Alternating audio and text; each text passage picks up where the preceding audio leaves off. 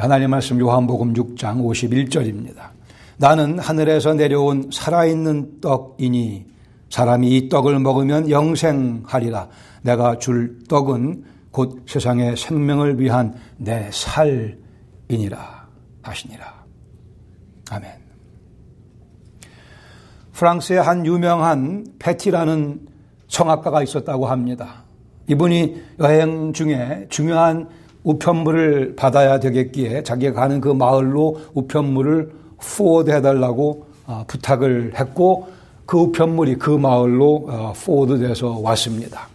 우체국에 가서 그 우편물을 찾으려고 했더니 우체국에 있는 분이 신분증을 보여달라고 당연히 그렇게 요구를 했는데 신분증이 없었습니다. 그래서 어떻게 자신을 증명할까 하다가 이분이 냅다 노래를 불렀습니다. 그 아름다운 노래를 듣는 순간 그 우체국 전체에 그 음악이 울려 퍼지며 그 소리를 듣는 우체국 직원이 당신이 정말 패티가 맞군요 라고 하면서 우편물을 내주었다고 합니다. 자신의 그 뛰어난 노래 솜씨로 자기가 자기인 것을 입증해 보였다는 스토리입니다. 성탄절을 맞이하면 매년 찾아오는 성탄절, 우리 그리스도인들은 우리가 그리스도를 대변하는 사람이라는 사실을 입증해야 될 책임이 있다고 믿습니다. 우리가 불러야 될 노래가 있다라고 얘기할 수도 있을 것입니다. 우리에게만 주어져 있는 노래요. 우리 속에서 좌정하시며 일하시는 예수님의 그 아름다운 뛰어난 성품이 우리의 노래가 되어 우리의 인격과 우리의 삶을 통해서 울려 퍼져야 할 것입니다. 그런 면에서 성탄의 절기는 우리에게 우리의 사명감을 더욱더 고취시키는 복된 절기이기도 합니다. 내가 예수 그리스도의 제자라고 하는 사실은 특권 중에 특권입니다. 감히 내가 이 노래를 잘 부르기 위해서 우리는 잘 먹어야 되며 잘 마셔야 됩니다. 성악가들은 대충 이 등치가 좋습니다. 그래서 거기서 그 웅장한 노래소리가 울려 퍼지고 우리는 그리스도의 제자로서 등치가 좀 좋아야 됩니다. 우리의 영적인 인격이 좀 든든해야 합니다. 풍채가 있어야 합니다. 그래야 그 노래를 멋지게 불러낼 수 있습니다. 영혼들에게 감동을 주는 예수님의 노래를 부를 수 있습니다. 예수님의 살을 먹고 예수님의 피를 마심으로써 우리는 우리의 영적인 풍채가 든든해짐을 경험하게 됩니다. 구원을 받을 때 우리는 예수님의 살을 먹었거니와 그 피를 마셨습니다. 그러나 매일의 삶 가운데 그 대속의 찬란한 감사한 역사를 기억하며 소중히 여기며 오늘도 우리는 그 예수님의 흘리신 대속의 피와 깨뜨신 몸의 은혜를 깊숙이 체험할 때 우리는 멋진 노래를 부를 수 있게 될 것입니다. 우리 인격을 계속 빚어나가시는 주님, 우리의 삶을 계속 더 찬란하게 바꿔가시는 예수님의 그 은혜를 다시 한번 묵상하는 이 시간 되기를 원합니다. 어제 제가 어디 특별한 파티에 가서 스시를 먹었습니다. 보통 스시 먹으면서 배가 부르기는 쉽진 않은데 배가 부를 만큼 엄청나게 많은 맛있는 스시를 먹었습니다. 근데 다시 배가 고파졌습니다. 또 먹고 싶습니다. 사람의 욕구는 끝이 없습니다. 하루에 3끼 먹는 버릇, 저는 아직도 이 버릇을 지키고 있습니다. 아니면 버리지 못하고 있는지. 음식에 대한 욕구야 자연스러운 것입니다. 맛있는 스시야 먹고 싶은 게 당연하죠. 그러나 우리가 절제해야 될 욕구도 분명히 있습니다. 우리 인생의 가장 밑바닥에 깔려있는 중요한 문제이기도 합니다. 우리가 절제해야 될 욕구. 사실은 그 문제 때문에 예수님께서 사람이 되어 우리를 찾아오지 않으셨습니까? 그 그 문제를 해결해 주시기 위해 절제해야 될 그 욕구 때문에 하나님께서 우리를 위해 준비하신 그 음식과 그 음료를 마심으로써 우리는 그 절제해야 될 욕구도 절제할 수 있는 하나님의 사람으로 부름받았고 그렇게 오늘도 변화되어 가고 있습니다. 예수님 말씀하기를 나는 하늘에서 내려온 살아있는 떡이라 말씀하십니다. 사람이 이 떡을 먹으면 영생할 것이며 그 내가 줄 떡은 곧 세상의 생명을 위한 내 살이라고 말씀하십니다. 하나님을 볼 수 없었던 우리 죄인들, 하나님을 뵐 수 있게 해주시려고 예수님께서 선지자로 메시아로 찾아오셔서 하나님 우리에게 보여주셨습니다. 당신의 가르침을 통해 당신의 완벽한 인격을 통해 그리고 십자가에 죽으시며 우리 눈을 뜨게 해주셔서 하나님의 영광스러운 거룩한 모습을 보게 해주셨습니다. 바로 오늘은 그 선지자인 동시에 제사장으로 오신 메시아 그리스도 예수님에 관해서 요한복음 6장 51절 말씀을 중심으로 잠시 묵상해 보겠습니다. 하나님을 볼 수 있게 해주실 수 있는 방법은 당신의 몸을 깨뜨시며 당신의 피를 쏟아 부으시는 십자가의 사건이었습니다. 본문에 보시면 먼저 상반절에 하늘에서 내려온 살아있는 떡이라고 당신을 다시 한번 소개하십니다. 요한복음 6장 아시는 것과 마찬가지로 그 앞에 15절까지 오병이어의 사건이 기록되어 있습니다. 오병이어의 사건은 예수님의 또 하나의 기적이지만 한 개인의 병을 고쳐주거나 한 개인을 살리시는 것과는 달리 2만 명이 바라보는 상황 가운데 4만 개의 눈이 바라보는 상황 가운데 아니 2만 명이 직접 그 떡과 그 생선을 먹는 그래 직접 기적에 참여하는 문자 그대로 스펙테큘러한 그러한 사건이었습니다. 엄청난 스케일의 사건이었습니다.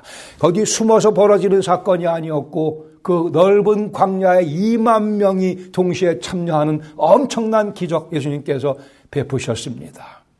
사람들이 다 먹고 배불리 먹고 남았습니다.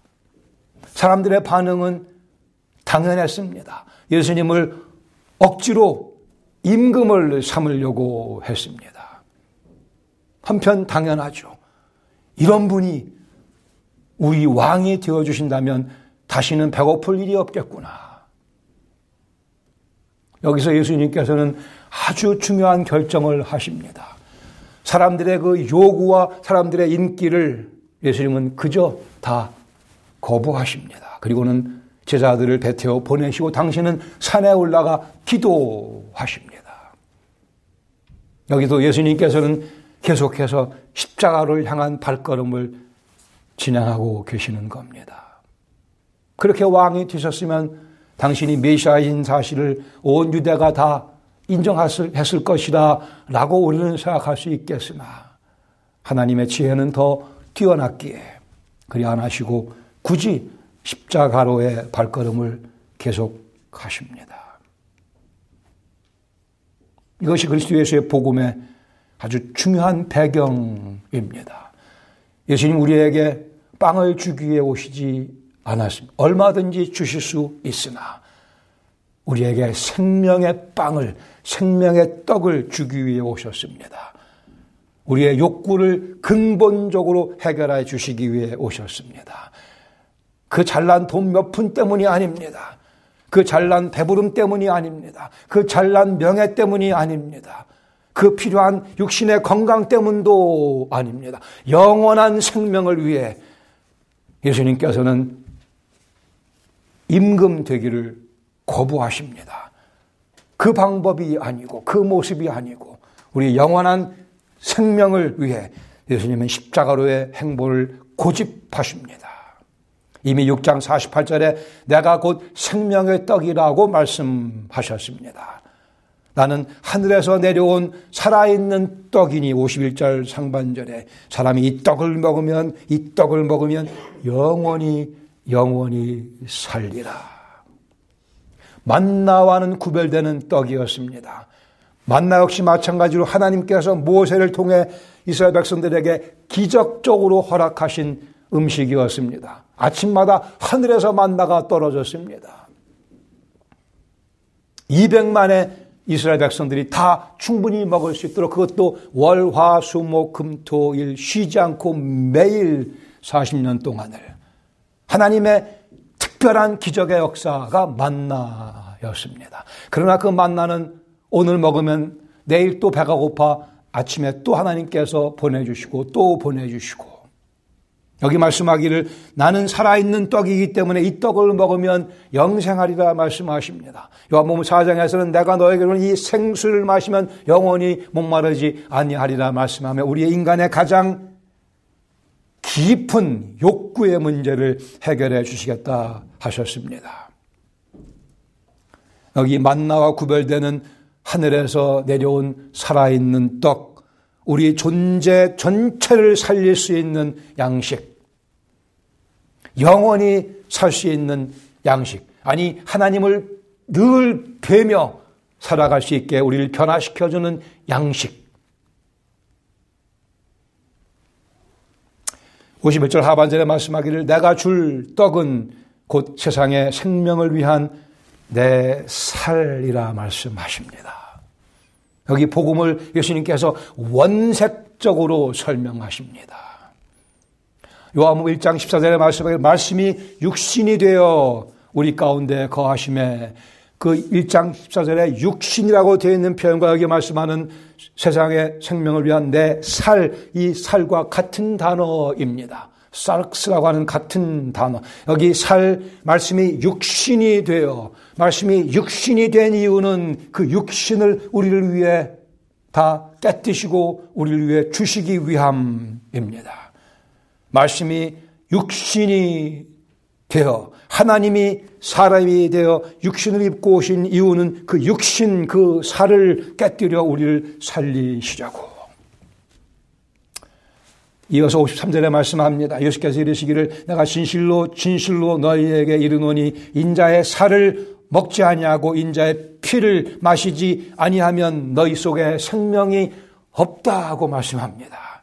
이 얼마나 원색적인 표현입니까? 누구는 이 표현을 야만적이라 얘기하기도 합니다. 내 살을 먹고 내 피를 마시는 자라야. 십자가에서의 당신의 죽음에 대한 있는 그대로의 표현입니다. 예수님 십자가에 달리셔서 몸이 다 갈기갈기 찢기심 당했습니다.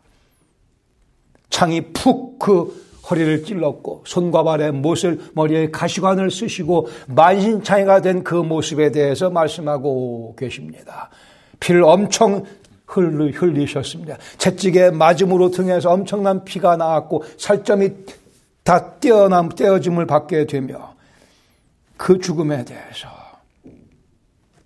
54절에 내 살을 먹고 내 피를 마시는 자는 다시 한번 영생을 가졌고, 여러분과 저에 대해서 말씀하십니다. 여러분 또 제가 예수님의 살을 먹었습니다. 예수님 피를 마셨습니다. 그들에게는, 우리에게는 영생을 가졌다 말씀하시고, 더 나아가 마지막 날에 내가 너희를 다시 살리겠다고, 마지막 날에 다시. 이 말씀의 의미는 뭐예요?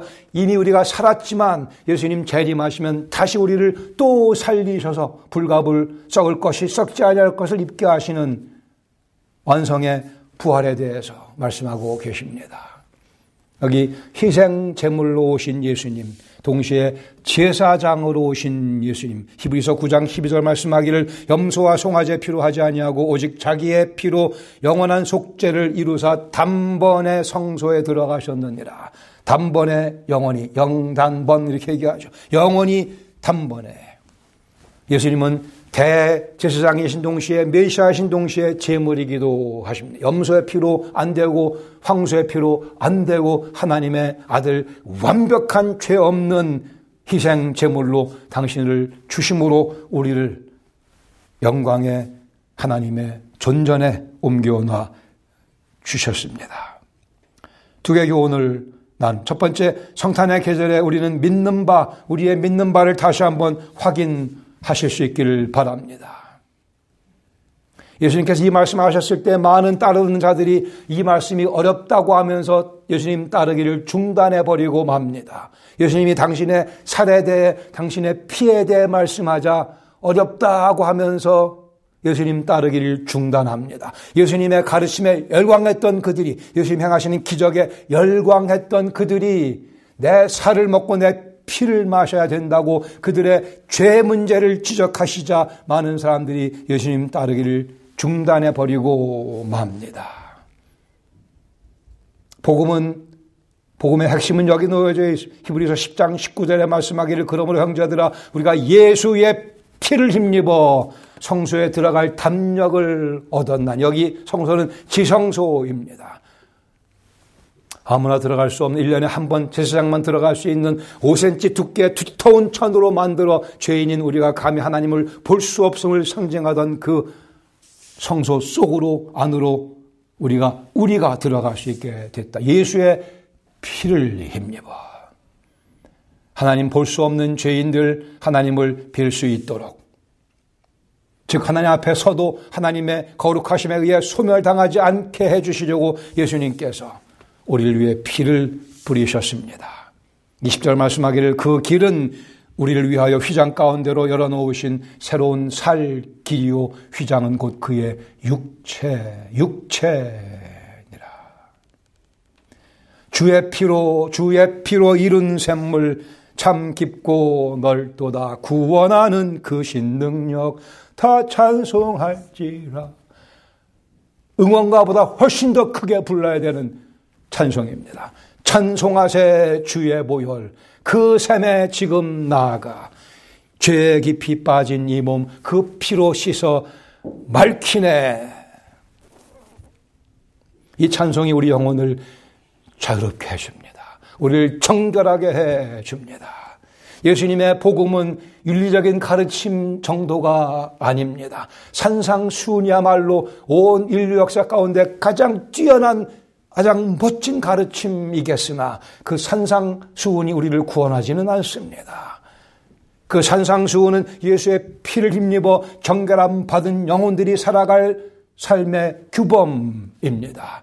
산상수훈은 그 살을 먹은 자들만이 배우며 실천할 수 있는 뛰어난 가르침입니다. 영생을 소유한 자들에게 주어진 삶의 지침입니다. 즉 내가 흘려야 될 피를 예수님이 대신 흘리심을 인정하는 영혼들, 내가 깨뜨려야 될 이 살, 내 목숨 예수님이 대신 깨뜨시고 대신 죽으심을 믿는 영혼들만 이 산상수훈을 멋지게 순종하며 살아갈 수 있습니다. 주의 피로 이룬 샘물 깊고도 참 깊고도 넓도다. 그 영혼, 우리 영혼을 그 샘물에, 그 보혈의 샘물에 담그지 않았습니까? 감사하게도. 그래 정결하게 되지 않았습니까? 다름 아닌 예수, 하나님의 아들 예수 그리스도의 피로 우리가 정결함 받았습니다. 요즘 오래된 얘기입니다만 미국의 많은 자유주의 소위 교회가 아닌 교회들이 찬송가에서 십자가를 다 가사에서 빼고 찬송가를 따로 만들었습니다. 보혈을 다 빼고 그 내용이 없는 것들만 가지고 소위 찬송가를 만들어 소위 주일에 소위 교회에서 소위 찬송하며 소위 예배들이 다 가짜입니다. 다 가짜입니다. 어찌 그리스도의 보혈이 없이 하나님께 나아갈 수 있겠습니까? 소멸하신 불 앞에 다 소멸당하려고요. 현대인들을 소위 기분 좋게 만드는 그런 종교애로의 전락이 이미 이 땅 가운데 많이 벌어지고 있고 벌어졌습니다. 한국에도 마찬가지입니다. 예수님께서 생명의 떡이신 사실을, 예수님의 살을 먹고 그 피를 마셔야만 구원받으셨다고 하는 이 사실을 말하기를 두려워하는, 눈치 보는 그런 집단들은 교회가 아니고 그러한 사람들은 절대 목사가 아닙니다. 하나님이 세우신 목사는 지가 목사가 됐겠지만 그런 현실 가운데 우리는 살고 있습니다. 이 지역에도 십자가를 운운하기를 두려워하는 소위 목사 아닌 가짜 목사들이 많이 있고 교회 아닌 가짜 교회가 많이 있기에 우리는 다시 한번 이 성탄의 절기에 우리가 믿는 바를 명쾌하게 확인해야 예수께서 말씀하기를 내 살을 먹고 내 피를 마시는 자라야 영생이 있다고 말씀하셨는 것을 어쩌자고 이 말씀을 뒤집으려고 하는지요. 그러나 우리는 우리의 몸을 보혈의 샘물에 담겼기에 이 말씀이 진리인 것을 확신하며 우리 영혼의 자유함을 느끼며 담대하게 이 모습, 이 복음을 선포하며 계속해서 살아갈 것입니다. 그리스도의 부활의 능력이 우리를 붙잡아주며 든든히 세워주며 오늘 내가 서 있는 이 자리가 그리스도 예수의 보혈의 샘물 가운데 있음을 확인하며 주님께 찬양 감사를 드려야 할 것입니다. 두 번째로 성탄의 계절을 맞이하며 우리 속에 있는 영생을 보여줘야 합니다. 히브리서 10장 19절 말씀 다시 그러므로 형제들아 우리가 예수의 피를 힘입어 성소에 들어갈 담력을 얻었나니 여기 성소는 다시요 지성소라고 했습니다. 이 말씀의 의미는 그리스도 예수의 살을 먹고 그리스도 예수의 피를 마신 자들은 그 지성소 안에서 오늘을 살아가고 있다 그런 의미입니다. 그 지성소에 들어가 하나님을 뵈도 죽지 아니하고 아니 오히려 그 영광을 기뻐하며 그 지성소 안에서 살아가고 있다. 아니 그 가운데 우리가 또 범죄하지만 다시금 보혈의 샘물로 우리를 인도하시며 우리의 죄를 씻어주시고 다시 힘을 얻어 어제보다 더 거룩한 모습으로 그 지성소에서의 삶을 즐기게 해 주십니다. 영생이라 함은 영원한 생명이라 함은 하나님 앞에서 살아가는 삶을 의미합니다. 하나님이 여기 계시고 내가 그 앞에서 춤추며 노래하며 하나님을 찬양하며 살아가는 삶이 곧 영생입니다. 천국에 갔는데 예수님이 안 계시면 그게 무슨 천국이겠습니까?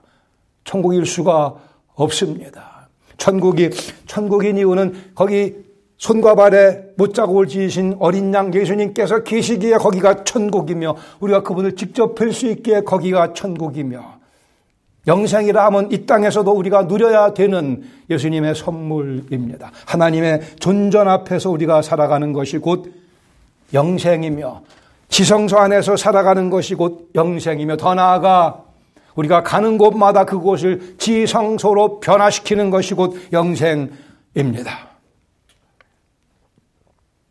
주위 사람들에게 여기 하나님이 계심을 보여주는 여러분들은 감히 그 지성소에 들어갈 수 없으나 예수님께서 당신의 죄를 위해 죽으셨기에 들어갈 수 있다고 초청하는 그 삶이 곧 지성소 안에서의 삶이며 지성소를 확대해 나가는 삶일 것입니다.